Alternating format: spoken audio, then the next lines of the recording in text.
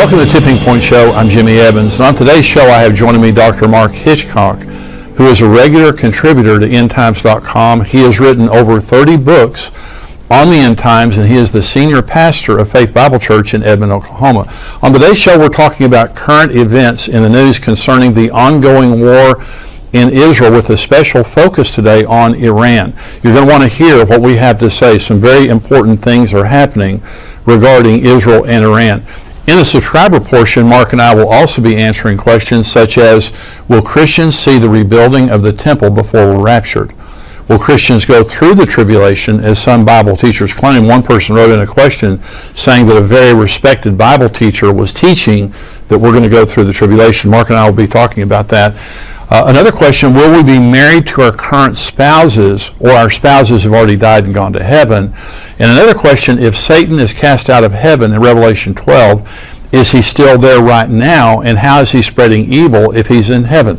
So those are some of the questions that we're going to be answering. I am so glad that you've joined us today, and I also want to welcome right now Dr. Mark Hitchcock. Mark, thank you for joining me. Well, great to be with you again, as always. Well, we're going to talk about what's happening in the news related to Israel. We're especially going to be talking about Iran. Let me just mention to everyone, we wrote this book that came out right after October 7th called What's Next? The Israel-Gaza War. And so this talks about what happened related to Israel before the war, during the war, and now after the war prophetically, the significance of it. And really and truly, what we're seeing in the world right now today, Mark, this is prophecy on steroids. It's just everything is, the labor pangs are intense, and Bible prophecy is just happening right before our very eyes. Yeah, there's, people years ago, so, people always said, Jesus is coming back, and, they'll say, people have been saying this forever, but it's the unbelievable convergence of so many things that are happening before our eyes that, yes, we wake up every day and are surprised we're still here, the way the world is headed. So, it's what's happening in our world today. I want to talk about a lot of that today. I'll do some more of it on my show as well. But, you really, it's not, like you're looking for things to talk about. It's you're trying to sift through the things and see what's the most important thing to talk about. There's so many things to talk about. Yeah, on so many different levels. So, we both look for articles when we do these shows together. I'm going to start out with this article. The UN Security Council adopts call for Gaza ceasefire, hostage release as U.S. abstains. And this is the Times of Israel. I'll read just a little bit of this. The United Nations Security Council passed a resolution on Monday demanding an immediate ceasefire between Israel and Hamas in the Gaza Strip and the immediate and unconditional release of all hostages, after the United States withheld its veto and abstained from the vote. It was the first time that the Security Council passed a resolution demanding an immediate ceasefire in Gaza since the start of the war in October. Resolution 2728 is understood to be non-binding and is not expected to have an immediate impact on the ongoing fighting in Gaza, as has been the case with previous Security Council resolutions that have been adopted in other conflicts that were subsequently ignored. Now, the United States was trying to pass a resolution that bound Hamas to these talks that are happening in Qatar and also in Egypt, and also connecting the ceasefire resolution with the return of the hostages. And so China and Russia vetoed that resolution a week ago. Now the Security Council of the United Nations has passed a resolution calling for the immediate ceasefire and the release of the hostages, but it's non-binding. And the ceasefire is not conditioned on the release of the hostages. So it's really kind of a wimpy resolution, and they can't enforce this. And so what's going to happen is Israel's going to keep going to war with Hamas, and Hamas is not going to let the prisoners go. And so it really doesn't mean a lot. But one of the things that you notice, and we're talking about Iran a lot in this show, they have censured Israel more than all other nations of the world combined in the last 3 or 4 or 5 years. And this is another example. Iran is literally getting away with murder, and the United Nations has nothing to do with it. And we're going to read another article here in just a minute, and I'm going to talk about some of the things that we've done for Iran. The United States has done for Iran in this past month. But the United Nations, the end of this age, and I want to make sure you agree with this because I think this is pretty obvious, that at the end of this age, the United Nations is going to muster forces against Israel. And it's not going to be a non-binding resolution. It's going to be a binding, unanimous resolution to come and take Jerusalem away from the Jews. Do you agree with that? Sure, yeah. I mean, it's all the nations are going to come against Israel. The book of Zechariah tells us that, the campaign of Armageddon is when it's going to take place. So this is the first, this is another indication from the United Nations of how much they despise Israel. And the Guterres, who is the Secretary General of the United Nations, he's continually come out rebuking Israel and protecting Hamas and saying that this didn't happen in a vacuum and things like that. So go ahead, you have another article there you want to read? Well, just one thing I wanted to mention, this resolution didn't condemn Hamas. Right. But I think that the major takeaway in this is just this symbolic gesture of the United States abstaining from this vote. It's the first time this kind of thing has happened, and so it's a further evidence of the slippage and the rupture that's happening between the U.S. and Israel, which is going to place us on very, very, very dangerous footing. So I think, sure, it's non-binding, and Israel's going to go ahead and go forward with all this, but the symbolism of this, of the U.S. abstaining from it, I think is very, very significant, very sobering. Yes. But I've got a couple of articles here about Iran also, kind of the same things like you're mentioning there. There's an article in the Jerusalem Post, or in the Times of Israel, says Shin Bet says it foiled Iranian plot to smuggle advanced weapons to West Bank terrorists. And they have a picture there of just all these weapons laid out there. It says the Shin Bet security agency, which is in Israel, Monday said it had foiled attempts by Iran to smuggle large amounts of advanced weapons to terrorist operatives in the West Bank to be used in attacks on Israeli targets. And it goes on and lists all these weapons that were fragmentation bombs, anti-tank landmines, grenade launchers, just all kinds of weapons. And so Iran obviously is behind what's happening with Hamas. They're trying to get these weapons into the West Bank. They're behind what's called the Axis of Resistance, all these militia groups in Lebanon, Syria. They're behind what's happening with the Houthis, with Hezbollah. All of this is taking place. So it's just a constant, coordinated effort by Iran to get weapons then into the West Bank. They can't get anything into Gaza now.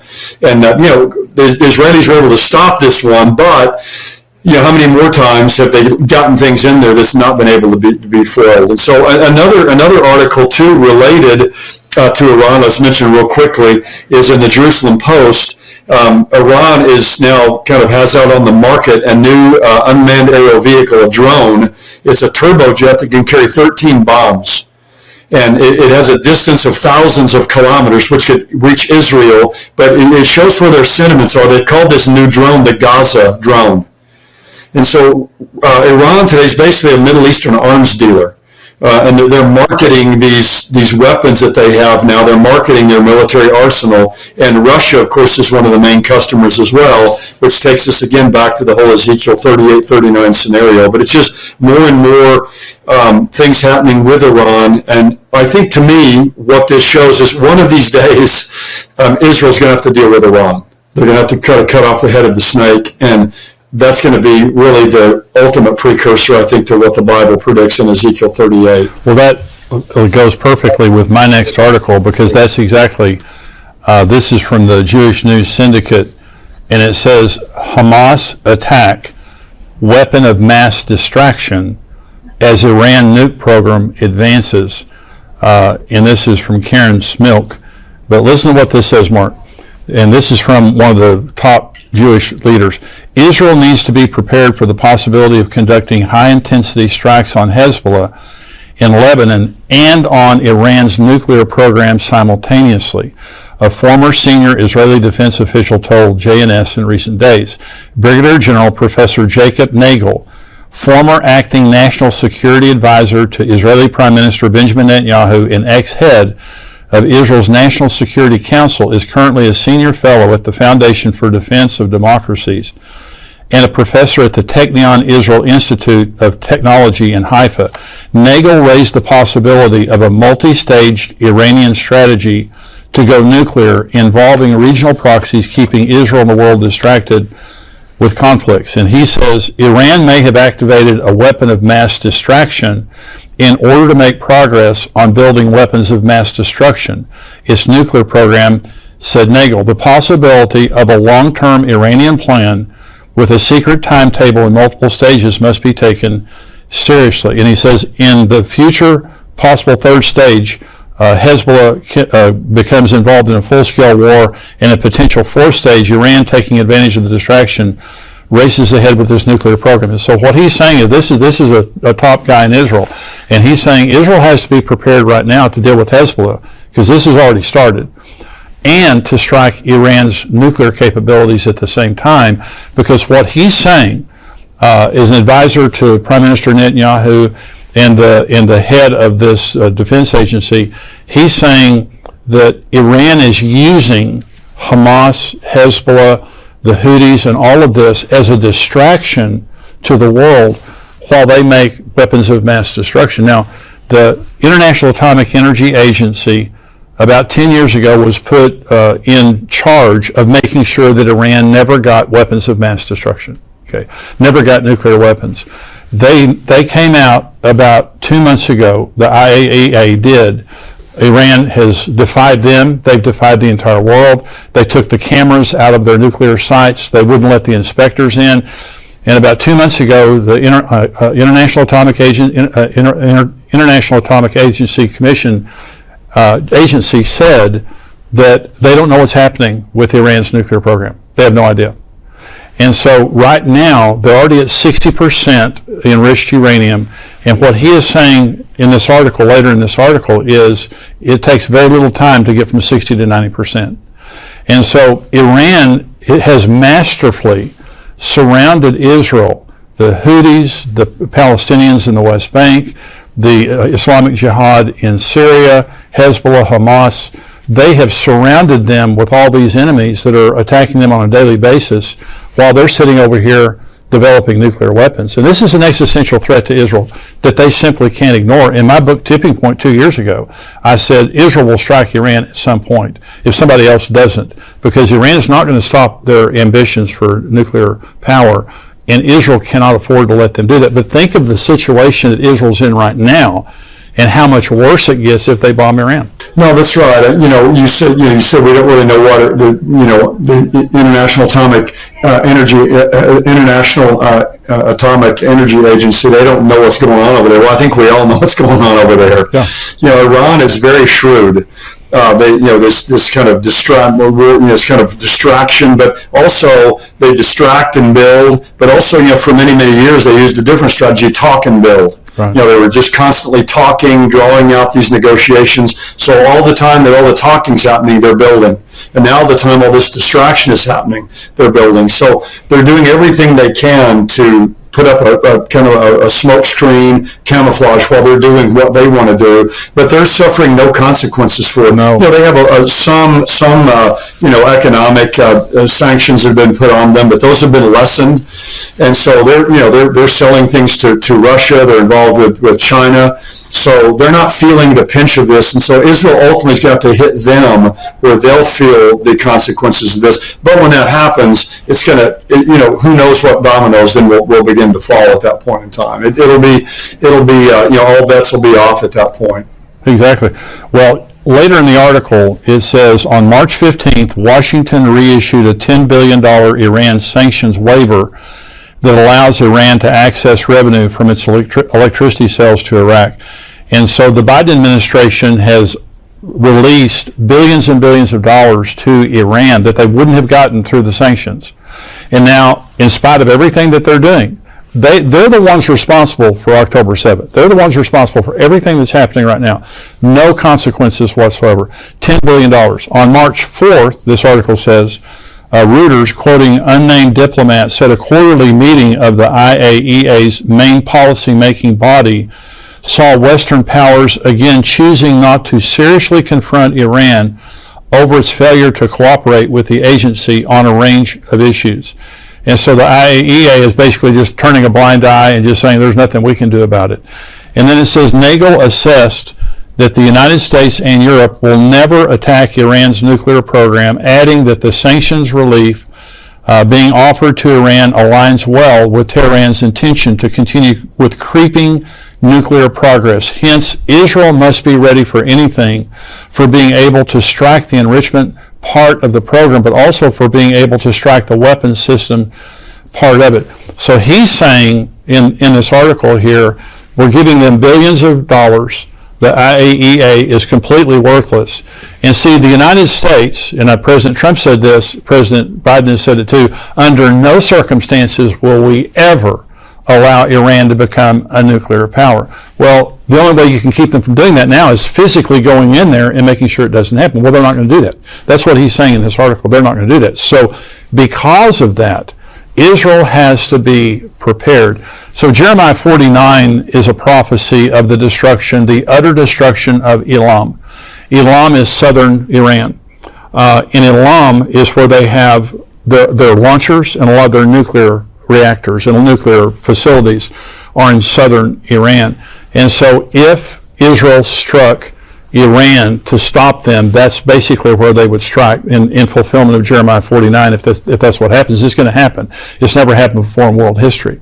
But I have wondered, Mark, and this is a wondering, but I have wondered in Ezekiel 38 where it says, I'm going to put a hook in your jaw and drag you down to the mountains of Israel. See, Russia has continually warned Israel and the United States of what would happen if they attacked Iran. And basically they're saying, of course, they're getting a lot of weapons from Iran right now. And so they're very, very closely knit. So I wonder if the hook in the jaw, if Israel bombed Iran, if that would be either the hook in the jaw or part of what would happen to cause Ezekiel 38 and 39. No, I agree with that. I think, I've heard people say that before. I think General Boykin years ago kind of made that same comment that, that could be these hooks in the jaws with Russia. Because, Russia's, they're violating all these international sanctions, getting oil from Iran, getting weapons from Iran. They're helping Iran as well, sending them advanced aircraft. So, they're totally, joined together. And Russia, wouldn't want to come in probably and invade Israel on their own. But you're right. I mean, if they're that tied in with Iran, that could easily be the catalyst for them to do that. And so, the Russia and Iran together, they're mentioned there in Ezekiel 38, 2,600 years ago. What a proof of the truth of the Bible. You have these two nations mentioned right next to each other 2,500 years ago, and here they are today. But I think it's likely that will be what will somehow precipitate this. But, Iran hates Israel with a passion. They're their greatest enemy. But if Israel hits Iran, we can only imagine how that will accelerate that hatred. And they'll want payback. And that will be, I think, what will happen when Ezekiel 38, 39 takes place. It'll be a payback for what's taken place. Well, in 2022, I believe it was in 2022, Israel had a massive military exercise called Chariots of Fire. And they practiced bombing Iran. And they put 5 billion shekels in their budget for bombing Iran and then protecting their borders, because they know that all heaven's going to break loose when they do that. And so this is something that they have been looking at for a long time, but it's in the news. And top military officials, top diplomats from Israel are saying we have to be ready now to do this because the IAEA isn't going to do it. The United States and Europe, they're not going to do it. And they're sitting over here using this as a weapon of mass distraction while they're sitting over here doing this. And by the way, North Korea became nuclear with the entire world watching them, telling them not to do it. And so the world is pretty wimpy. When it comes to staring down someone, they get pretty wimpy about it. Israel is not wimpy. They have to fight for their very survival. One strike now, Iran has a hypersonic missile, by the way, with basically Israel's name on it, a hypersonic missile that can reach Israel in 400 seconds. That's 6.66 minutes. So if they had a nuclear payload and they fired that hypersonic missile, I mean, it's just, if it strikes, this tiny little nation of Israel, I mean, it's game, set, and match right there. So this is serious. No, Israel's going to have to do something. And the United States, and we've said over and over again, we're not going to let Iran get nuclear weapons. You're right. I mean, we sat by and let North Korea do it because the consequences of us hitting Iran, what that would set off in the Middle East, I think that they know they've taken all their calculations. They believe that we won't do anything ultimately. That's what I think they believe. And so I think they've factored that into their calculus. I think they do believe Israel will do something, but Israel will be much less of a power for them to deal with than the United States will be. Now, if Israel does that and Iran begins to come against Israel, that may drag us into it. That could be a hooks and jaws that drags the United States into this as well. But the United States, we're not going to do anything. I'm sad to say that as an American, but I really don't think. Certainly the current administration, maybe if there's a change, maybe it would be a legitimate threat, but I don't even think then that it will either. So, Mark, the current events that are happening right now in Israel are, the pressure cooker is there. It's not going to go away. It's just going to get worse. Do you agree with that? Sure, yeah. It's ratcheting up right now. It's unlike anything we've ever seen. I mean, it's just, basically these nations have encircled them. It's like a noose that's tightening around Israel. Yeah. And ultimately all of it comes from Iran. And they're going to have to act and hit Iran, and as we've said, that's going to set off a Middle East firestorm unlike we've never seen before. That's right. Well, we wrote the book, What's Next? The Israel-Gaza War. If anyone's interested in that, talking about what's happening right now and the prophetic implications of that. This is in a series called What's Next. We have another book you and I are writing together right now that'll be out in a month or two, and it's on the Antichrist. And because one of the things I believe that's about to happen, see, everything gets worse until it gets a lot better when the Antichrist shows up. The Psalm 83, what's going on right now, could be a fulfillment of Psalm 83, Jeremiah 49, Ezekiel 38 and 39. You have wars going on whenever they occur, but things are going to get worse. But there's going to be an answer man that steps onto the scene. I believe he's alive. I believe he's an adult. I believe he's on the world stage right now. That's my opinion. And I believe this is the type of a scenario because the Antichrist is the savior of the world at the moment that he steps up and brokers this deal with Israel. And he confirms a covenant with them, Daniel chapter 9, and they then enter into this 3.5 year period of peace that they haven't had before. The world then, celebrates this genius, this diplomatic genius that steps onto the world scene. Do you believe that what's being set up right now ultimately will come to fulfillment with the Antichrist? Sure, we've had those Abraham Accords, and that's been set aside right now, but that looked like kind of a precursor to this. But with the situation that's over there, the whole world is focused on this. The UN's passing these various resolutions. People are looking for someone, we have been really since 1948, to come and bring some kind of lasting peace to that part of the world. And that's one of the key signs of the end times, I think, is just the constant turmoil in Israel and this clamoring and yearning for peace. And the event that starts the 7-year tribulation, the rapture doesn't start the tribulation period. A lot of people are kind of mistaken about that. I think the rapture begins. No, the rapture takes place sometime after the rapture. The Antichrist is able to broker this peace agreement between Israel and these nations that they've been at war with for, now for 50 years, for 70 years.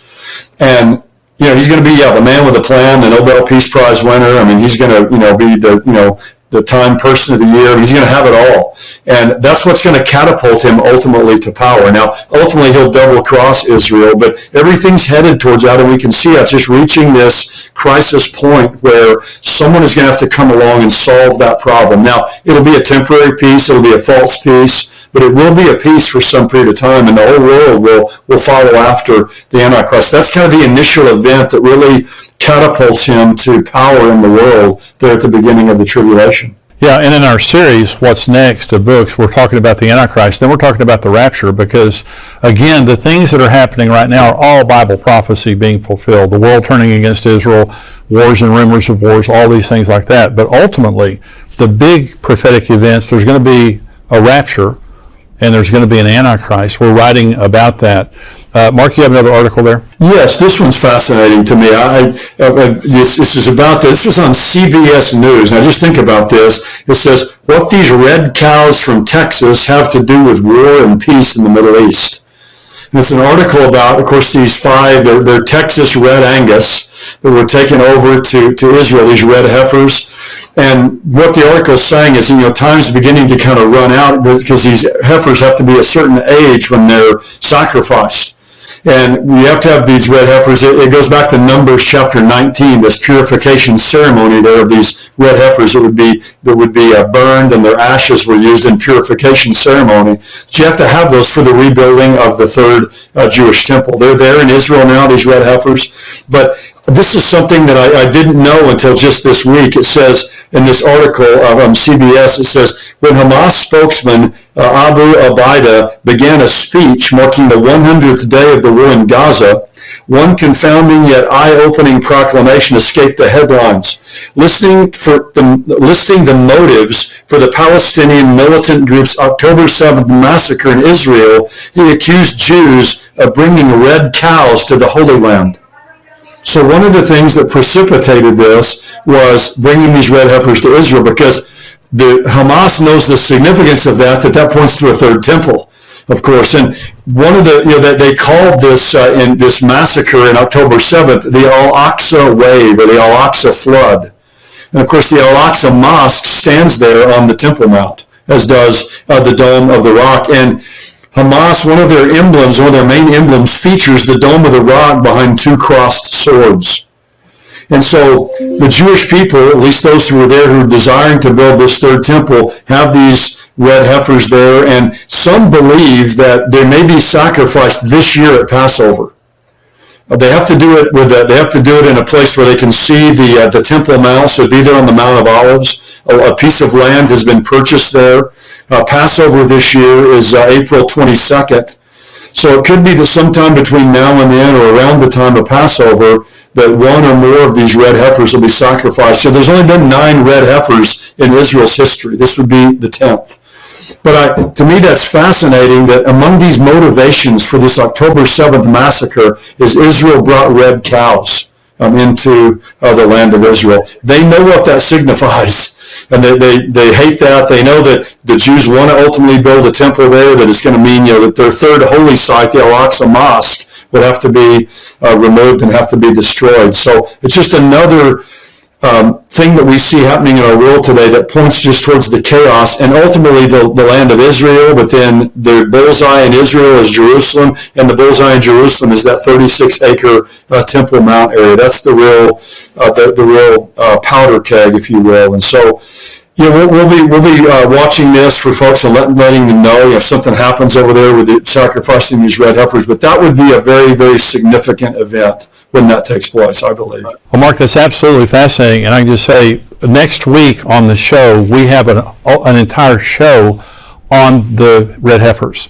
Mondo Gonzalez has written a book on it, and he confirms now, this will be part of the show next week, they have 3 kosher red heifers. Last November, they came of age to be examined by the priest, and they have 3 perfect red heifers. They only have to have 1, and they are, what you just said is true, they're looking for some time from Passover to Pentecost, sometime in that range. It would be the 10th red heifer, according to Maimonides. It would usher in the era of the Messiah. And so, and again, Mark, it's not just that that's happening; it's that everything is happening. You just see there's such a convergence, as you said earlier. There's such a convergence of everything. But if they actually, there's only been 9 since Moses, and this would be the 10th, and it would give them the ability to ceremonially cleanse the Temple Mount and the priest. They have everything ready. You've been over there; you've seen everything. I have too. They have everything ready, but the deal with the Antichrist is going to give them, obviously, the ability to build the third temple.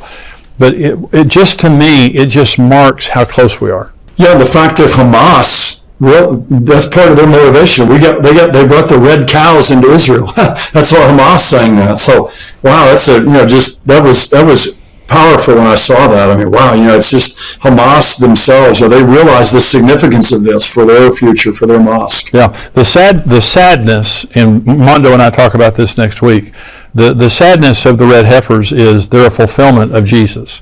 In Numbers 19, the red heifer is just a type of Jesus, that was slaughtered for our sins outside the camp. And the book of Hebrews talks about that. And so the sadness is they didn't recognize Jesus as the Messiah. The exciting thing is they will all be saved in one day, according to Zechariah 13. And that is going to happen sometime soon. But it is a huge issue related to Bible prophecy. Do you have any other articles there? No, that's all I've got. I mean, just, like another article, there's one in Newsweek we've talked about already. Just Iran is kind of opening up four fronts. Basically, we've talked about that already. That's part of their issue, kind of this you mentioned the distract and behold. But they just keep opening up new fronts. The Houthis have been firing missiles into Eilat, which is the southernmost city there in Israel, right on the Red Sea. So it's, they're not far from there. So it's just, a constant stranglehold here. But that's an interesting article in Newsweek. A four-front war now that they've opened up. We've been worried about two fronts. Now it's four fronts. All of you who are joining us on YouTube, hope that you have enjoyed this. We're going to go to the subscriber portion of the program right now, and we're going to be answering some questions. Mark, thank you so much for being with me today. That is great information, great insight. And I want to say, you're watching on YouTube right now, and if you're not a subscriber to endtimes.com, I hope you're a subscriber to Tipping Point on YouTube. If you aren't, just hit the button right now and subscribe. You'll get all of our information that comes out on YouTube. But we have my podcast, the one that you're watching a part of it right now. You can get the entire podcast without commercials for $7 a month. Also, Dr. Mark Hitchcock, who you just saw there, he also has a podcast that comes out every Thursday called Marking the Times. And so we have several podcasts a week. We answer questions every Friday. I have a devotional that comes out every Sunday called A Good Word. It's worth a lot more than $7, but for $7 a month, you can get everything that we have. It'll be a blessing and encouragement to you. So if you're not a subscriber, go to endtimes.com right now and subscribe. I'm glad.